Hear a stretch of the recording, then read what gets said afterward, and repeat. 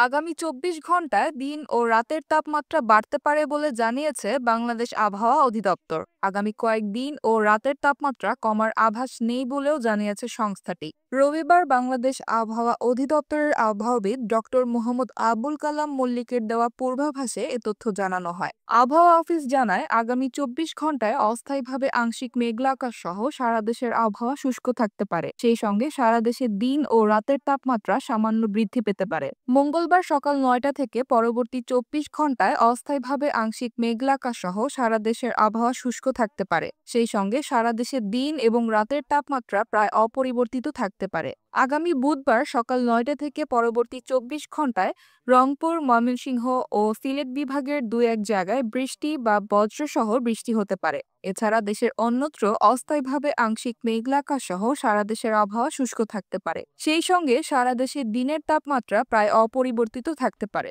এবং রাতের তাপমাত্রা ১ থেকে ২ ডিগ্রি সেলসিয়াস বৃদ্ধি পেতে পারে। আগামী ৫ দিনের শেষের দিকে তাপমাত্রা বৃদ্ধি পেতে পারে।